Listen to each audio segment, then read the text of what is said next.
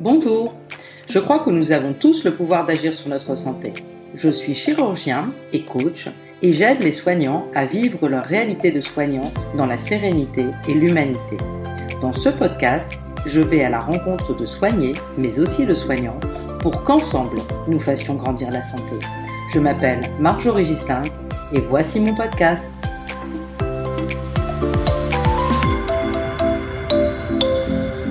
Bonjour Nadège, je suis vraiment ravie de t'accueillir pour cette nouvelle interview pour mon podcast. Comment vas-tu? Bonjour Marjorie, je vais très bien, je te remercie. Et toi, comment vas-tu? Moi, je vais super bien. Avant de remonter le temps, est-ce que tu pourrais te présenter? Oui, donc moi je suis Nadège. Je viens juste de faire une grosse reconversion professionnelle. Cette reconversion professionnelle, elle a été liée à différents épisodes de ma santé en fait, récents. Et donc voilà, ça m'a permis de prendre du recul, de réfléchir à tout un tas de choses, de découvrir aussi beaucoup de choses et du coup d'entamer ça. Donc je travaillais au départ dans la recherche clinique. Donc j'y ai travaillé pendant 17 ans, j'ai un gros parcours scientifique avant, voilà. J'ai occupé pendant 12 ans un poste de management qui au départ me plaisait beaucoup et puis j'ai accompagné beaucoup de personnes, beaucoup de collaborateurs, voilà. Et puis au bout d'un moment, j'ai fait un burn-out en fait en 2019. D'accord, donc ça commence par un burn-out en 2019. Voilà. Et Comment ça s'est puis passé? il y avait de plus en plus de contraintes au travail, je m'investissais de plus en plus avec l'impression en tout cas d'avoir de moins en moins de résultats. Et du coup, je pédalais encore plus vite. Puis à un moment donné, je sentais qu'il y avait quelque chose qui allait pas, mais sans mettre le doigt dessus, en fait. Je sentais un profond malaise s'installer. Mais voilà, je me disais bon bah faut bosser plus. Donc je bossais encore plus. Et puis à un moment, un jour, je suis arrivée au travail et je me suis dit que vraiment, je sentais que ça n'allait pas. Je me suis dit je vais quand même aller voir la RH pour lui dire que ça va pas. Mais en me disant bon bah voilà, je vais lui dire qu'il y a un truc qui va pas, puis je vais retourner bosser, puis voilà. C'était juste pour le dire qu'il y avait un truc qui allait pas. Puis en fait, j'ai poussé la porte de la DRH et je me suis complètement effondrée. Et je suis pas retournée bosser pendant 4 mois, quoi. Donc ça a été assez violent en fait pour moi parce que je l'ai pas vu venir, hein.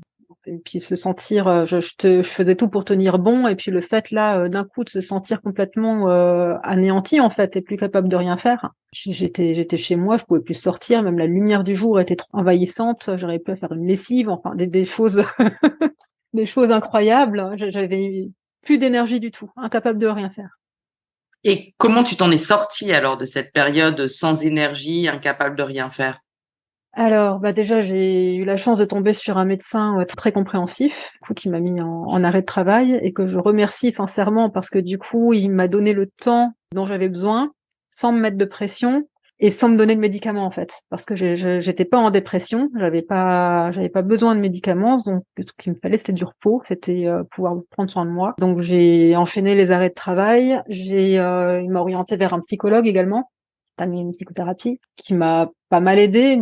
En fait, 4 mois, je continuais à me mettre la pression pour y retourner et j'y suis retournée en fait trop vite. Qu'est-ce qui t'a fait dire que tu y es retournée trop vite? Parce que le retour était extrêmement pénible, douloureux. J'avais des crises d'angoisse en fait. Et je me disais c'était inconcevable de continuer de rester à la maison en fait. Donc fallait travailler dans mon esprit. Du coup, voilà, je voulais absolument y retourner. Je suis une battante, je suis quelqu'un qui y va. Du coup, t'écouter, c'est bien, mais pas trop non plus. J'ai fait ce qu'il faut pour pouvoir y retourner le plus vite possible. Bah, les crises d'angoisse, les machins comme ça avant, bah, j'ai essayé de le faire taire le plus possible, en fait. Prise de bouffer, que je sais maintenant être des crises d'angoisse. À l'époque, j'en avais pas conscience, en fait. Quand j'arrivais au travail, j'avais la tête qui tournait, j'avais des trucs comme ça, des signes physiques assez forts que j'arrivais, du coup, parce que quand même, pendant les 4 mois d'arrêt, je m'étais mise au yoga, je faisais de la méditation, je faisais des choses comme ça, qui m'ont aidé, en fait, à faire diminuer ce stress-là au moment d'arriver au travail et d'arriver à gérer la situation. Tout en me rendant compte que, voilà, il y avait quelque chose qui me correspondait plus, que je voulais pas continuer là-dedans. Je savais pas ce que je voulais faire. J'étais un peu, voilà, je savais ce que je voulais plus, mais je savais pas ce que je voulais. Et donc, j'avais pas tellement d'autres choix que d'y retourner. J'avais postulé pour chercher ailleurs. En fait, au fond de moi, j'avais plus envie de faire la même chose. Ouais, les entretiens que je passais, j'étais pas convaincue, donc pas convaincante, donc il y avait rien qu'à marcher. Et donc parallèlement à ça, je m'étais aussi ouverte à tout ce qui est naturopathie, donc voilà, j'avais du repos, c'était bien, j'avais la psychothérapie, c'était bien aussi, mais il me manquait quelque chose pour réussir à retrouver de l'énergie, pour réussir à passer le cap. Comme je l'ai dit avant, j'ai un gros background scientifique, donc les naturopathes que je trouvais, j'avais pas forcément hyper confiance et du coup je me suis formée moi-même en fait en me disant que au moins je sais ce que je fais et puis je le fais sur moi. Donc j'ai commencé à m'y intéresser sérieusement, à trouver voilà des plantes qui ont pu m'aider, des plantes adaptogènes, des choses comme ça qui m'ont aidé en fait à passer cette période, trouver l'énergie dont j'avais besoin. Malheureusement, après 2019, ce burn-out, en 2020, c'est la découverte d'un cancer du sein. C'est ça. Comme dit, je m'écoutais pas beaucoup, hein, donc tourner travailler coûte que coûte, en commençant à découvrir des choses, mais en essayant quand même de maîtriser un maximum tout ce que je pouvais ressentir. On veut trop canaliser de choses, le corps finit par se rebeller, je crois. 2020, découverte d'un cancer du sein. Le médecin du travail m'avait dit qu'il y avait certainement un lien et je suis intimement convaincue qu'il y a un lien entre le burn-out, presque que je pouvais éprouver, et ce cancer du sein. Et ce cancer du sein. Voilà. Après, scientifiquement, ce sera certainement jamais prouvé, mais moi, j'en suis intimement persuadée. Je partage totalement ton idée que nos émotions et tout ce qu'on réfrène, eh bien, le corps se le manifeste d'une façon ou d'une autre. Je suis aussi intimement convaincue que le lien entre ton burn-out et ton cancer du sein est évident. Mais tu m'avais dit que ça t'avait permis une redécouverte de toi, ce cancer du sein. Au début, c'était un choc, un gros choc. Puis me dire que bon, voilà, j'arrivais juste à retrouver un rythme de croisière au travail. Et puis là, j'apprends ça, cette nouvelle. Et surtout que tu as 40 ans à ce moment-là. oui, c'est ça. Oui, et puis j'ai pas de facteur de risque autrement, quoi. Hein. Donc voilà, puis j'avais une boule dans le sein, je suis allée voir ma gynéco, elle me dit oh c'est rien, c'est un kyste, pas de facteur de risque, je fais du sport, je suis jeune, je suis dynamique. Elle me dit oh c'est un kyste, faut aller le faire ponctionner. Et puis quand je suis allée le faire ponctionner, c'était pas un kyste. Ouais, gros choc. Puis bon, évidemment, il y a tout un tas de choses qui sont passées dans ma tête sur la mort, sur la vie, sur mes enfants, sur mon mari, sur bon, toutes ces choses-là, c'est évident. Et en fait, très vite, c'est le travail qui est revenu au premier plan. Et là, je me suis dit, il y a un truc qui va pas quand même, hein, parce que t'apprends un truc comme ça et puis tu penses à ton boulot, quoi. Donc, faut peut-être faire quelque chose, en fait. Voilà. Donc, dès que j'ai appris la nouvelle du cancer, en fait, je me suis mise en arrêt maladie. Voilà, le travail, c'était devenu quelque chose de je ne me surinvestissais plus comme je pouvais le faire avant. J'ai sans culpabilité aucune, hein, puisque là, pour le coup, c'était pas de mon ressort. Hein. Le burn-out, pour moi, c'était de mon ressort. C'était moi qui gérais pas mon stress. C'était voilà. Donc, je me sentais une responsabilité dans l'affaire. Là, un cancer, c'est un cancer. Donc, je me suis mise en arrêt tout de suite et du coup, ça m'a permis vraiment de couper. Et cette fois-ci, de façon plus sereine d'un certain côté, je mets bien le mot entre guillemets, parce qu'évidemment c'était une période tout sauf sereine, avec énormément d'interrogations, de peurs, de plein de choses, mais en même temps c'est une période où j'avais pas de pression vis-à-vis du travail, et donc ça m'a permis de prendre ce recul nécessaire vis-à-vis de ça en fait. Puis du coup de me poser des questions existentielles sur le sens de la vie, sur tout un tas de choses évidemment qui m'ont été utiles. Donc, on dirait que le grand changement que tu as apporté ces 2 épisodes de ta vie, c'est quoi? Entre le moment où j'ai eu le diagnostic et le premier traitement, passé 2 mois. 2 mois où j'étais chez moi, je pouvais rien faire en fait à part attendre. Donc ça m'a permis de prendre du recul effectivement et de me poser des questions par rapport au travail, à me rendre compte de certaines choses, à apprendre aussi à simplement me relaxer et voilà. Et ne rien faire et rester là passivement, c'est complètement insupportable pour moi. Je m'étais déjà intéressée à tout ce qui était naturel, hein, du coup, avec le burn-out, j'ai continué, du coup, à m'intéresser à ça vis-à-vis du cancer, parce que je pouvais pas juste rester là à attendre, ça, c'était pas possible. Déjà, j'ai regardé tout ce qui se passait au niveau de l'alimentation, je me suis rendu compte que je pensais manger bien, mais qu'en fait, il y avait plein de trucs qui allaient pas du tout. Trop d'alcool, trop de sucre, trop des choses que je trouvais anodines, qui finalement, mises bout à bout, faisaient que j'ingérais des quantités qui étaient pas si raisonnables que ça, en fait. Je pensais pas excessives, mais qui étaient pas raisonnables. Du coup, j'ai corrigé tout ça, donc sans devenir extrémiste, vegan ou je sais pas quoi, hein, juste simplement, je fais un rééquilibrage alimentaire, en fait, du coup. en intégrant beaucoup plus de fruits et de légumes que je mangeais déjà énormément. J'avais l'impression de manger vraiment sainement, mais voilà, je mangeais pas du tout en proportion assez de fruits et légumes. Il y avait beaucoup trop de sucre, il y avait beaucoup trop de choses annexes. Encore une fois, c'est pas des choses qui sont forcément prouvées scientifiquement, mais bon, le sucre, a priori, est quand même néfaste quand on a un cancer parce que ça booste la croissance cellulaire et que bon, c'est tout ce qu'on veut éviter. Donc là, pour le coup, j'ai vraiment supprimé tous les sucres pendant un moment, pendant ces 2 mois-là. Et j'ai vu des changements, pris des oméga 3 aussi, des choses comme ça, parce que voilà, ça a un effet sur le système nerveux, ça rééquilibre tout un tas de choses. Et j'ai vraiment senti un mieux-être, en fait, profond. En fait, tu t'es dit, quitte à y aller, je prends soin de moi, je fais vraiment attention pendant un moment, les petits apéros, je les mets de côté, Voilà, toutes ces petites exactement. choses-là, qui sont les petits plaisirs de notre quotidien qu'on voit pas venir. Bien, tu t'es dit stop. Ouais, c'est ça. J'ai continué à avoir des petits plaisirs, mais du coup différemment, en fait, parce que j'ai trouvé que je pouvais me faire plaisir aussi autrement, en fait, qu'avec ces trucs-là. Comme dit, je supportais pas de rester passive dans la situation, et c'était mon moyen aussi d'avoir un peu la main mise sur ce qui se passait, parce que quand on a une annonce comme ça, alors il y a la médecine est faite en sorte que tout est super bien organisé, il y a des protocoles avec des comités qui se réunissent, avec des trucs, voilà, on voit que tout est super bien pris en charge. Du point de vue du patient, le patient, il est complètement passif, en fait. Ça, c'est pas du tout mon tempérament, quoi. Tu fais ça, machin, puis là, t'attends. Moi, je suis pas comme ça, moi. J'ai besoin d'être impliquée, en fait, dans les choses. Si je comprends pas ce qui se passe, si je suis pas active dans le processus, ça, j'adhère pas, hein. Donc, voilà. Est-ce que c'est pas plutôt normal qu'en fait, en tant que patient, on soit à la première place du rôle de sa santé et Oui. d'être intégré dans le protocole de soins, qu'on comprenne ce qu'on nous fasse? Ouais, bah là, j'ai dû ramer pour avoir des réponses à mes questions. Alors, je les ai eues, mes réponses à mes questions, parce que quand on commence à me répondre ou à vouloir mettre sous le tapis parce que ça prend du temps de répondre ou parce qu'ils n'avaient pas envie de répondre, je leur expliquais que bon, bah voilà, moi j'ai un doctorat en pharmacologie, donc arrêtez maintenant, vous m'expliquez les trucs, je comprends, donc expliquez-moi. Mais du coup, j'avais mes réponses, mais je devais les chercher, c'était laborieux, et j'étais pour autant pas actrice. J'avais juste les réponses aux questions que je posais à minima. Je me sentais pas impliquée du tout dans le traitement. Pour moi, c'est compliqué à vivre. Comment tu aurais aimé vivre les choses? Toi, tu as un doctorat en pharmacologie, ça te permet de te faire ta liste de questions, mais c'est pas le cas de tout le monde. Non, je sais bien ça. Peut-être pas le cas de tout le monde, effectivement. J'aurais aimé plus d'explications, plus de prise en compte du côté émotionnel aussi, parce qu'il n'était pas du tout pris en compte.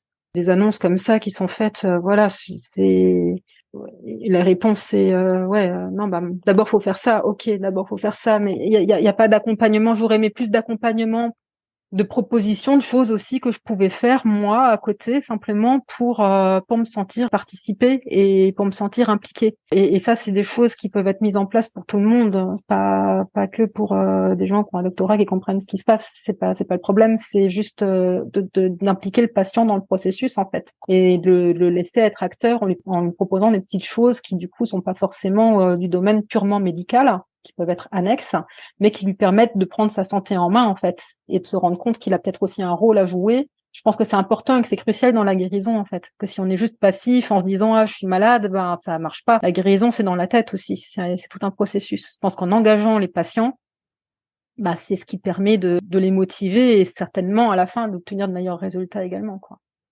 Je partage totalement ton idée et de redonner le pouvoir au patient sur sa santé, Ouais, parce que c'est sa vie, son ouais. corps. Mais là, j'ai l'impression qu'on m'a posé la radiothérapie, par exemple. En fait, j'avais un ganglion qui était touché déjà. Et du coup, ils ont voulu irradier des ganglions supplémentaires, sachant que du coup, forcément, c'était à gauche, donc potentiellement des effets sur le cœur. Alors là, on m'a demandé mon avis. On m'a demandé est-ce que vous voulez ou pas qu'on vous irradie les ganglions. Et tiens, la patate chaude, maintenant je te la mets, démerde-toi, sans beaucoup plus d'explications que ça, quoi.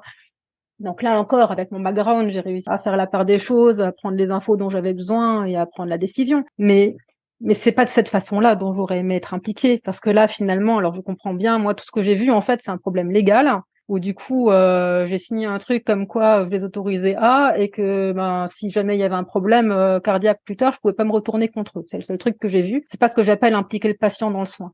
Ça, pour moi, c'est juste la décharge administrative, peut-être un regard un peu sévère sur les choses, hein, mais c'est vraiment comme ça que je l'ai vécu. Et voilà, moi, j'aurais aimé être impliquée différemment. Cette question-là, j'aurais pas tellement aimé qu'on me la pose finalement. Voilà, là pour le coup, je suis pas médecin. C'est au médecin de me dire il faut irradier ou il faut pas irradier. Dans mon cas, c'est mieux, c'est pas bien. Après qu'on me dise bénéfice-risque et machin, c'est une chose, mais qu'on me donne tout du coup de manière chiffrée aussi en me disant il y a tant de pourcentage de plus de risque et tant de pourcentage de moins de risque. Là, c'était pas le cas. Il y avait pas de chiffres. C'était juste on le fait ou on le fait pas. Les informations, j'ai dû les chercher par moi-même par ailleurs. Et par contre, oui, être plus impliqué sur des petites choses anodines, sur tout ce qui concerne la qualité de vie, sur tout ce qui concerne la gestion des effets secondaires, sur tout ce qu'on peut améliorer soi-même facilement au quotidien, en fait, pour améliorer tout ça, et améliorer cette période qui est déjà difficile à la base. Pour tout ce qui est effets secondaires, tout ce qui est qualité de vie qui se détériore, la réponse que j'avais, en gros, c'est que bon, bah, c'est normal, quoi. Et en gros, c'est bon, bah, t'as un cancer, estime-toi être heureuse d'être là, finalement. C'était pas dit comme ça, évidemment, mais c'était ce que ça me renvoyait. Mais non, ça me suffit pas, et j'ai 40 ans, et j'ai envie de vivre pleinement, et j'ai pas envie que cet épisode-là, il me pourrisse la vie, et j'ai envie de continuer à vivre malgré tout, malgré les traitements, et faire les choses correctement. Et si, en fait, il y a des petites choses qu'on peut faire, au quotidien chez soi qui améliore significativement les choses, justement par tous ces moyens naturels là. Et alors que les médecins connaissent pas, c'est une chose. Moi, ce que j'en retiens, c'est que tu aurais aimé plus de bienveillance et d'humanité. Exactement. Oui, exactement. Oui, moi c'était ce que j'ai vraiment vu, c'est je sais qu'il existe des protocoles en fonction de tel type de situation, etc. Et moi j'ai vu que ça en fait. Voilà. Alors, tiens, un tableau, telle case est cochée, telle case cochée, telle case. Bon, bah, du coup, réponse, c'est ça. Voilà. OK. Et moi, quoi? Moi, dans l'affaire. Là, je te parle pas de symptômes, je te parle pas de la tumeur, machin, je te parle pas d'effet secondaire bidule, je te parle de moi, en fait. Donc, Merci beaucoup, Nadège. Est-ce qu'il y a quelqu'un qui t'inspire et que tu voudrais remercier? bah oui, en fait, il y a, du coup, pendant toute cette période de remise en question, j'ai aussi beaucoup travaillé sur moi-même. Donc, et je suis allée voir en fait une personne qui m'a beaucoup aidée dans cette période-là. C'est un coach professionnel qui m'a fait travailler du coup sur ce que je voulais vraiment dans la vie, sur ce qui me motivait et sur la notion de plaisir au travail en fait. Parce que du coup, je me rendais compte que voilà ce que je disais, hein, mon métier me plaisait plus. J'avais plus envie de continuer. Quand je passais des entretiens, ben, je m'auto-sabotais parce que j'avais plus envie de faire ça, mais en même temps, je savais pas quoi faire d'autre. Et du coup, ce travail avec lui, là, et de travailler sur la notion de plaisir pour savoir, c'est ce que je fais maintenant. Du coup, je me fais plaisir et j'ai plus l'impression de travailler. Et ça, c'est génial, en fait. Quand on fait juste ce qu'on aime et qu'on profite. Du coup, c'est grâce à lui que j'en suis arrivée là. Et donc, aujourd'hui, j'ai lâché mon job. J'ai fait une reconversion. Et donc, je suis installée comme naturopathe et hypnothérapeute. Et j'ai plein de projets autour de la gestion du stress pour intervenir en entreprise, ce genre de choses-là également. Donc, voilà, je fais de l'accompagnement individuel. Et puis, je vais certainement également faire des interventions d'entreprise autour de ces thématiques. Top. Donc ça, Voilà. c'est tes projets pour les prochains mois, c'est ça? Ouais, c'est ça. Des accompagnements individuels, je l'ai fait déjà, là, j'ai commencé, et donc comme naturopathe et hypnothérapeute. Et puis tout ce qui est gestion du stress en entreprise, là, je suis en train de développer l'activité. Magnifique. Voilà. Alors, quel message tu voudrais laisser à nos auditeurs? Pour les patients, j'ai envie de leur dire, ne vous laissez pas faire. Pour les patients, j'ai envie de leur dire, voilà, n'ayez pas peur, vous pouvez faire des choses vous-même. N'ayez pas peur de prendre votre santé en main, en fait. Il y a plein de choses qu'on peut faire par soi-même et qui permettent vraiment d'apporter du mieux-être. Pour le côté médical, je pense il y a beaucoup de diabolisation autour de tout ça à l'heure actuelle. Je trouve ça dommage et je trouve que la médecine, elle est utile, elle est nécessaire, elle est très bien faite, mais elle répond pas à toutes les questions. Je trouve qu'intégrer un peu d'humanité et avoir une approche plus intégrative avec peut-être travailler avec des personnes qui ont des connaissances et des ressources différentes de celles qu'on peut trouver simplement en milieu hospitalier, franchement, c'est un plus pour tout le monde. Je pense que ce serait un plus pour le corps médical et ce serait aussi un plus pour les patients qui, du coup, auraient vraiment une approche globale. Il y a déjà quelques centres qui ont vu le jour en France. Il y a le plus connu, c'est le centre Raphaël à Paris avec le docteur Toledano. Je pense que j'aimerais vraiment que dans le futur, ce genre de centre se développe et qu'on puisse, que les gens comme moi puissent intégrer ce genre de centre, qu'on puisse accompagner des patients tous ensemble avec bienveillance, avec des médecins, des équipes médicales qui sont là, qui sont indispensables, et des personnes annexes qui peuvent également s'occuper de tout ce qui est bien-être émotionnel et qualité de vie, en fait. Voilà. Je partage totalement ta vision. Et pour ces dernières minutes, je vais juste remettre ma casquette de chirurgien parce que dans ton message, j'ai retenu quelque chose d'important, c'est que tu avais découvert une petite boule au sein. Tu avais dit que ça pouvait être un kyste, fallait pas s'inquiéter, mais que tu as quand même pris les devants. Et donc, message à toutes les femmes, ne laissez pas traîner une petite boule. Il vaut mieux se déplacer pour rien que ne pas se déplacer. Merci beaucoup, Nadège, de ce partage, de ce message d'espoir. Et je suis d'accord qu'on a beaucoup de travail à faire pour augmenter l'humanité et la bienveillance dans le soin et rendre son rôle au patient et le mettre en tant qu'acteur de sa santé. Ouais, ça, je pense qu'il y a beaucoup de choses à faire à ce niveau-là, effectivement. Merci Marjorie de m'avoir donné l'occasion de partager tout ça.